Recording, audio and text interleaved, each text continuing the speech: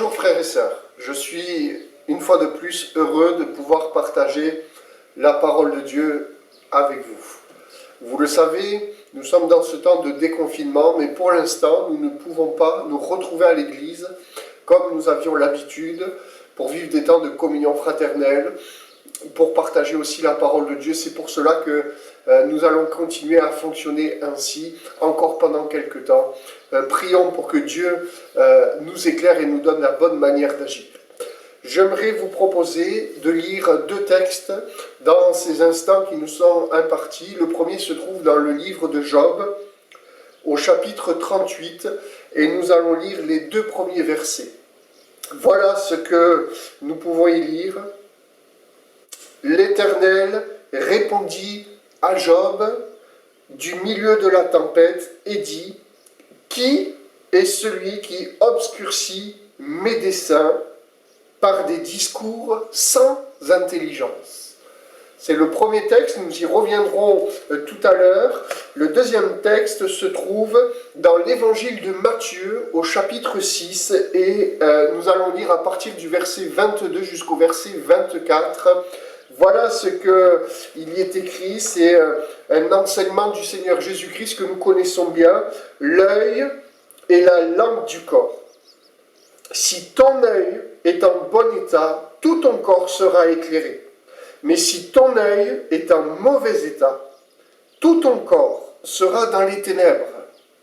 Si donc la lumière qui est en toi est ténèbres, combien seront grandes ces ténèbres? Nul ne peut servir deux maîtres, car ou il haïra l'un et aimera l'autre, ou il s'attachera à l'un et méprisera l'autre. Vous ne pouvez servir Dieu et Mammon. Amen. Le verset, dans un premier temps, qui va nous intéresser, est ce verset que nous venons de lire, où il nous est dit, Jésus lui-même nous dit que l'œil est la lampe du corps. Bien sûr, quand nous lisons ce verset, nous comprenons bien que la lampe, notre œil, c'est ce qui va éclairer donc notre corps. Et il me semble que dans ce texte, il faut comprendre le corps comme notre enveloppe physique, mais notre enveloppe qui comprend également notre âme et notre esprit, puisque vous le savez, l'être humain est composé du corps, de l'âme et de l'esprit. Il est important de souligner, bien-aimés, que dans ce texte, Jésus-Christ nous dit de grandes réalités. Il nous montre, il nous enseigne qu'il y a deux possibilités pour notre œil, nos yeux, qui sont nos lampes. La première possibilité, c'est que notre œil est en bon état, alors, par conséquent, tout notre corps est bien éclairé, notre esprit est bien éclairé, et cela se répercute sur notre âme et notre corps, et ainsi nous vivons, on le verra tout à l'heure, dans une marche chrétienne conforme à la volonté de Dieu. La deuxième possibilité qu'il y a, c'est lorsque nos yeux sont en mauvais état.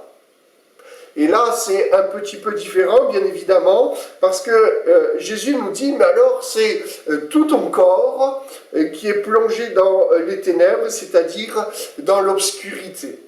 Cela révèle un dysfonctionnement par rapport à notre être, notre vie intérieure, parce que Jésus nous dit que si nos yeux sont en mauvais état, alors c'est notre vie intérieure sur lequel cela se répercute, notre vie intérieure s'obscurcit et bien sûr cela amène des difficultés, des situations compliquées, tout devient sombre pour nous dans notre vie.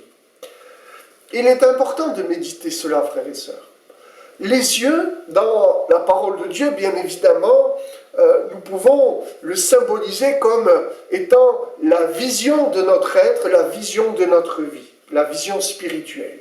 Mais attention, lorsque nous parlons de vision, il ne s'agit pas uniquement de notre regard, cela va bien sûr bien plus loin, cela a une signification beaucoup plus profonde. On pourrait définir la vision comme étant la compréhension révélée de ce que Dieu veut pour nous, de sa volonté, de sa direction. Et c'est pour cela, lorsqu'il nous révèle sa volonté, cela amène un éclaircissement dans notre intelligence, dans notre conscience par le Saint-Esprit, et c'est ce qui nous donne la capacité, la possibilité, et c'est ce qui amène également notre volonté à lui obéir. C'est cela, être bien éclairé, et c'est cela le processus que Dieu veut que nous puissions mettre en pratique dans notre vie, où tout notre être, corps, âme et esprit, nous nous mettons en mouvement pour accomplir les projets que Dieu a révélés à notre vie selon sa volonté qui est parfaite, bien évidemment, nous le savons. Alors, la question qui pourrait venir à notre esprit maintenant, c'est finalement, mais qu'est-ce qui peut abîmer nos yeux pour qu'ils soient en mauvais état? Après tout, on pourrait se poser cette question, puisque le Seigneur Jésus-Christ met en avant, en lumière, si je puis dire, que nos yeux peuvent être en mauvais état. Mais qu'est-ce qui peut abîmer nos yeux? Dans un premier temps, on pourrait ensemble réfléchir et comprendre que c'est peut-être ce que l'on regarde, tout simplement, d'une manière simple. Ce que mes yeux observent au long de la journée, devant la télé, sur Internet, dans une salle d'attente, lorsque je prends un magazine, lorsque je suis dans la rue, dans les publicités, on est dans un monde d'images, et toutes ces images ont une influence sur nous, dans notre vie, que l'on en ait conscience ou pas, si je puis dire, c'est une réalité spirituelle. On pourrait définir donc nos yeux et ce qui peut abîmer nos yeux comme toutes ces choses néfastes qui se retrouvent devant nous. Et on pourrait simplifier cela en un mot, c'est ce qui nous écarte de la sainteté de Dieu. C'est ce qui nous détourne nos yeux de la sainteté de Dieu et de ce que Dieu est pour nous, saint, parfait, amour, sa personne, tout simplement. En fait, ce qui nous fait du mal, ce qui fait du mal à nos yeux, frères et sœurs, c'est ce qui nous détourne de Dieu.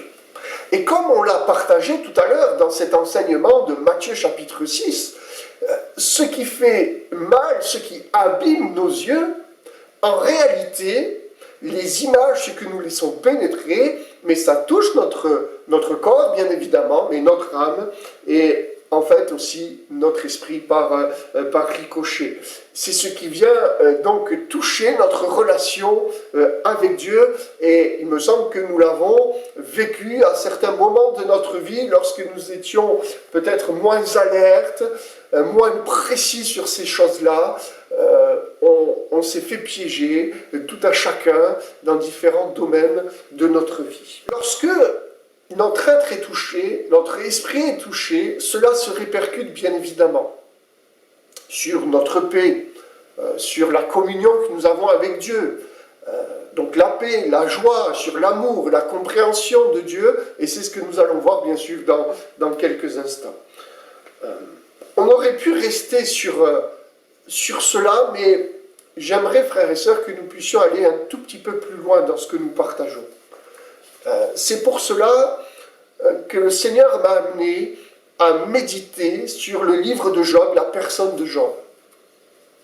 On va venir dans ce livre maintenant.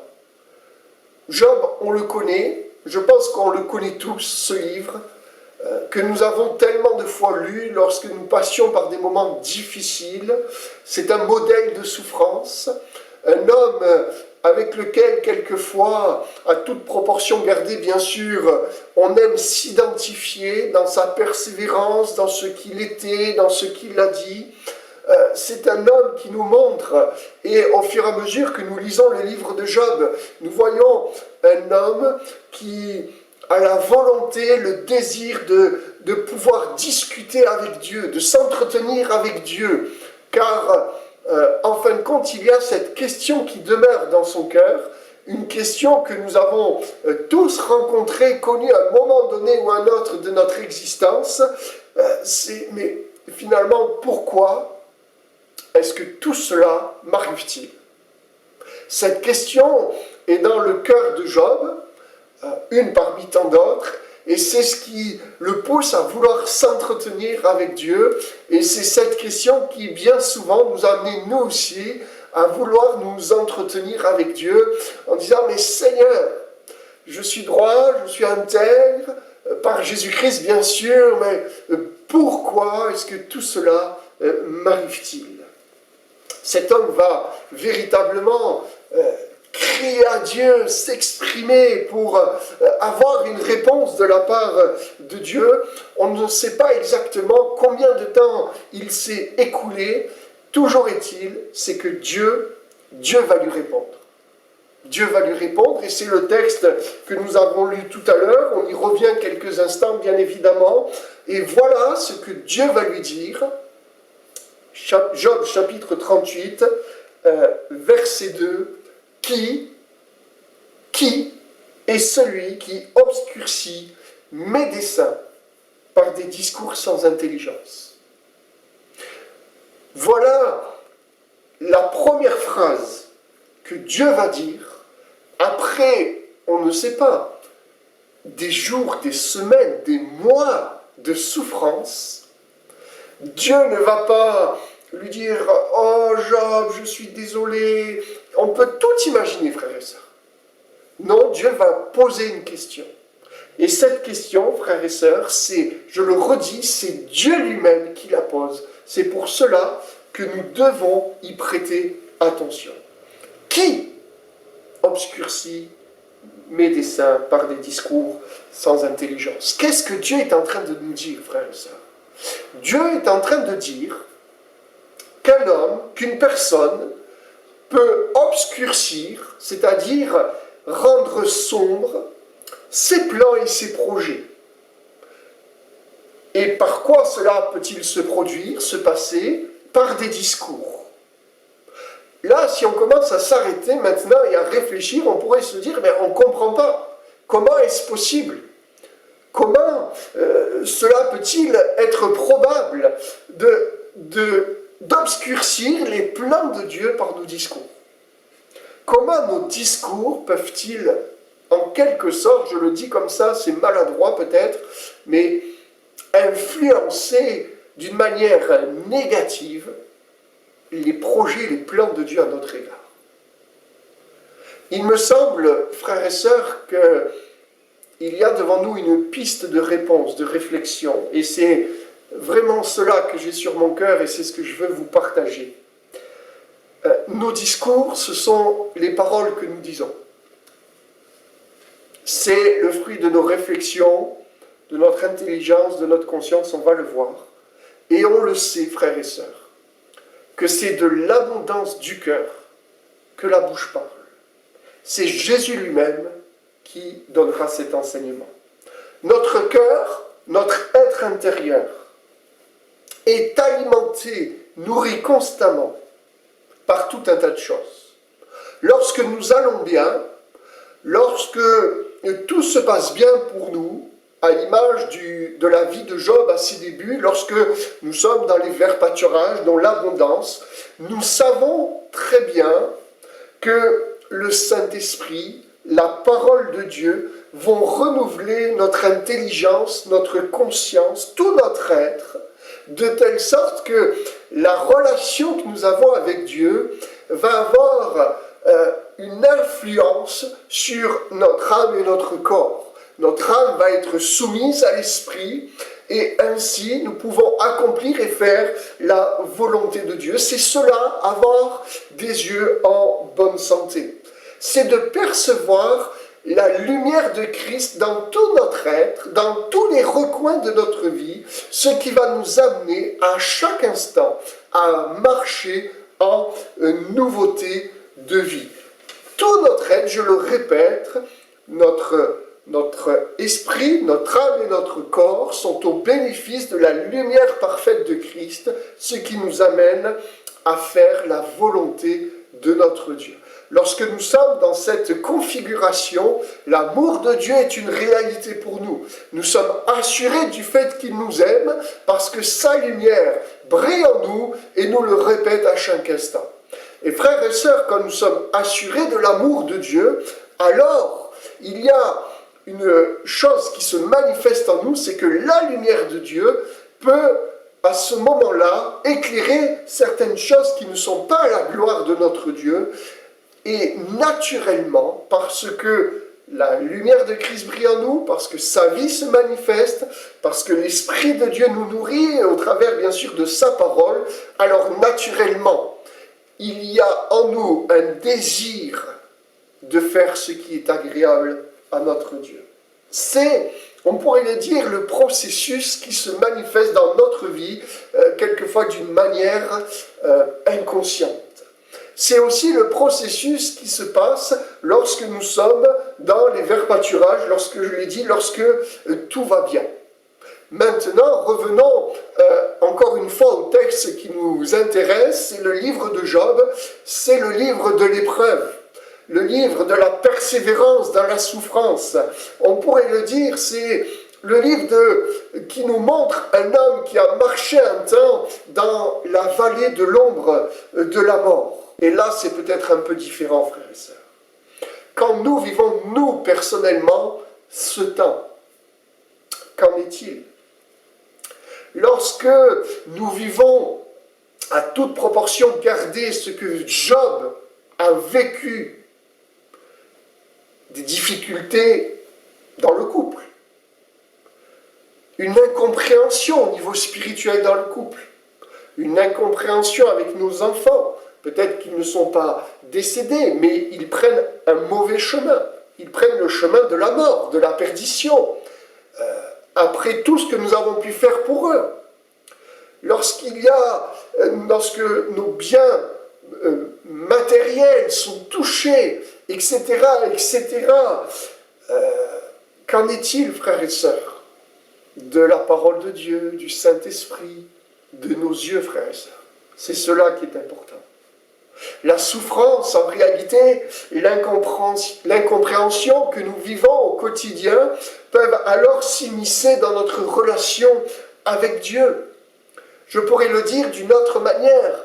Alors, c'est comme si l'obscurité de ce que nous vivons, de ce qui nous environne, était en train de s'immiscer dans cette relation, la lumière que Dieu produit en nous, et ça vient comme assombrir une part de notre vie. Alors, qu'est-ce qui peut se passer? Notre intelligence, à ce moment-là, a des difficultés à être renouvelée. Pourquoi? Parce que notre intelligence n'est plus fixée sur ce que Dieu produit, sur ce que Dieu fait, mais notre intelligence commence à analyser sans cesse ce qui nous arrive. Notre intelligence ne s'appuie plus sur les vertus, la personne, la réalité de Dieu, mais s'appuie sur une vision déformée de ce que nous percevons, parce que ce n'est plus une vision spirituelle, mais une vision charnelle qui prend le relais. Nous restons figés sur nos sentiments, sur nos ressentis, plutôt que sur l'invisible manifesté dans la personne de notre Dieu. Notre conscience, qui auparavant était sans cesse renouvelée, commence alors à être dépendante de notre intelligence, de notre âme, et commence à s'excuser de nos débordements, commence à excuser nos manquements, parce que après tout, on souffre, Dieu le voit, mais il n'intervient pas. Donc ça devient justifié de ne plus être au top, si je puis dire ainsi, comme avant. Notre âme commence alors petit à petit à reprendre le contrôle du trône de notre vie. Elle commence à exiger des réponses. Après tout, Seigneur, tu dois m'expliquer pourquoi tu fais ça. Je veux un entretien avec toi parce qu'il faut que tu me rendes des comptes. C'est là la vie de l'âme. Dieu, tu me dois des explications. Notre âme, petit à petit, commence à se décentrer de Dieu pour se recentrer sur nous-mêmes, pour se fixer sur nos propres besoins, sur nos propres envies, sur nos propres satisfactions, notre propre exigence que nous pouvons avoir de nous-mêmes. alors notre propre justice commence à s'immiscer dans notre vie. Nous commençons à nous juger nous-mêmes et à juger les autres. Et immanquablement, tous ces processus qui prennent place dans notre vie, tout ce que la souffrance, l'incompréhension, toutes ces choses ont produit en nous, ont des ricochets dans notre être intérieur, et jusqu'à aller à ce que notre esprit, notre communion avec Dieu commence à être touché. Les temps de prière n'est plus les mêmes, les temps de lecture de la parole n'est plus les mêmes, les prédications n'ont plus le même impact. La relation avec Dieu commence à être compliquée, difficile. Une fatigue morale s'installe en nous, une fatigue physique prend place. Ça devient comme un combat, une lutte de chaque instant. La paix devient rare. Le repos, l'amour de Dieu est moins perceptible. Le fruit de l'esprit commence à être comme amoindri dans notre vie. En un mot, frères et sœurs, comme ce que Job a vécu au travers de la souffrance, de l'incompréhension, de ce qui peut sembler être une injustice, ce que nous vivons en un mot, frères et sœurs, nos yeux sont abîmés. Et lorsque nos yeux sont abîmés, c'est tout notre être, c'est toute notre vie qui vit une répercussion, comme nous venons de le partager. Notre centre a changé. Nous ne sommes plus corps, âme et esprit fixés sur Christ. Nous sommes fixés sur nous-mêmes, notre propre justice, notre propre sagesse. Et frères et sœurs, il se passe quelque chose lorsque nous sommes centrés sur nous-mêmes, c'est que la direction change. Notre vision est comme perturbée. L'action, la volonté, ce que Dieu nous avait donné est comme mis en pause dans notre vie parce que nous avons repris les rênes de notre propre existence et nous allons maintenant là où nous voulons venir. Le livre de Job, bien-aimé, nous apprend que Dieu est là. Nous apprend que son plan se manifeste et s'accomplit, même si on ne le voit pas. Nous apprend sans cesse, mais toute la parole de Dieu, que sa justice est parfaite, que son amour est parfait aussi. Vous savez, dans le livre de Job, il me semble que ce que Dieu a voulu nous laisser, entre autres, ce livre est infini, nous le savons, mais ce n'est pas seulement la persévérance dans la souffrance qu'il faut retenir, mais c'est aussi la révélation de Dieu qui se manifeste au travers de la souffrance. C'est cette révélation que Dieu veut nous montrer, veut laisser sur notre cœur, parce que c'est ce qu'il veut encore faire dans notre vie.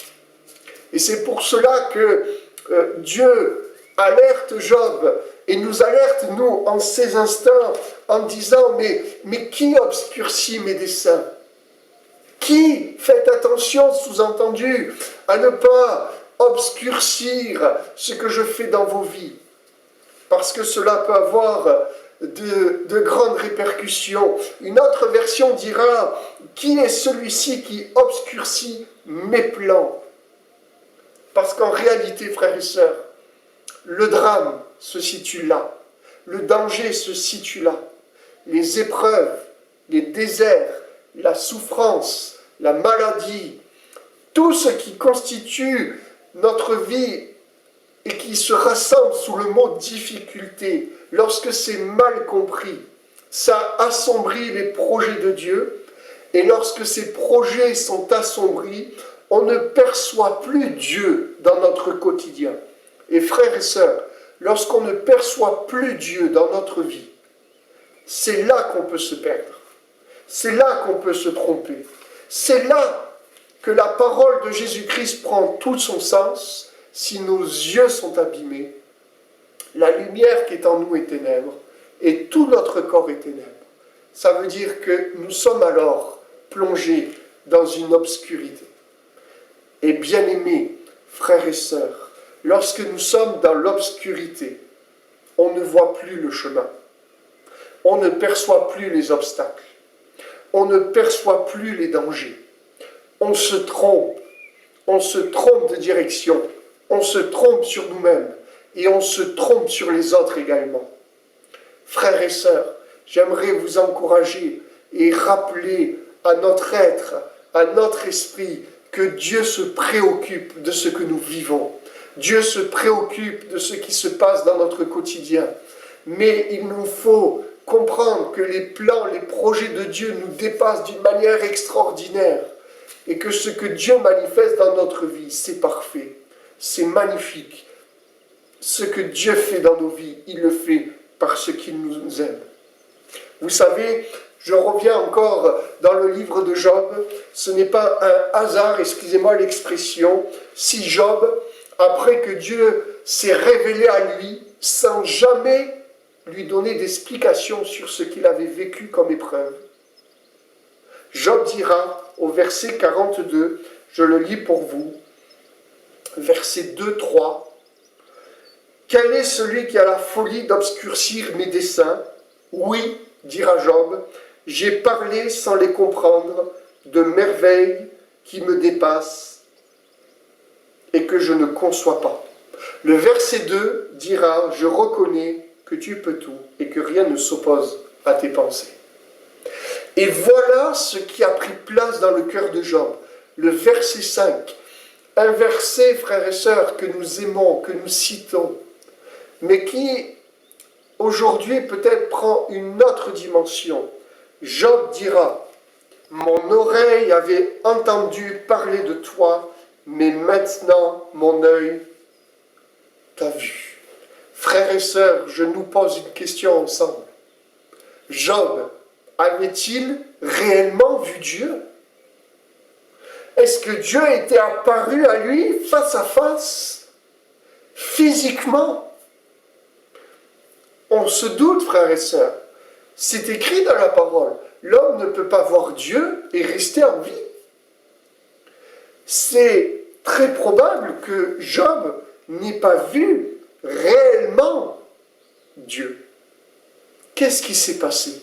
Mon œil t'a vu. L'œil, frères et sœurs, la lampe de notre corps. Job a été à ce moment-là, lorsque Dieu lui a accordé une révélation de sa personne, de sa sagesse, de sa puissance. Job a été confronté au vrai Dieu, pas une image de Dieu, pas une pensée de qui est Dieu, pas une conception de Dieu, mais au vrai Dieu, à la réalité, à la vérité de Dieu. Et frères et sœurs, cela s'est passé au sein même de la souffrance. Je le redis, Dieu n'a pas donné des explications sur pourquoi il lui est arrivé tout cela. Frères et sœurs, Dieu s'est révélé à Job et c'est cela qui a tout changé. Job a été à un moment donné, à ce moment-là, il a été au contact du Dieu vivant et vrai. Nous devons comprendre dans notre vie, frères et sœurs, que c'est le même processus que Dieu établit dans notre vie au travers de tout ce que nous vivons.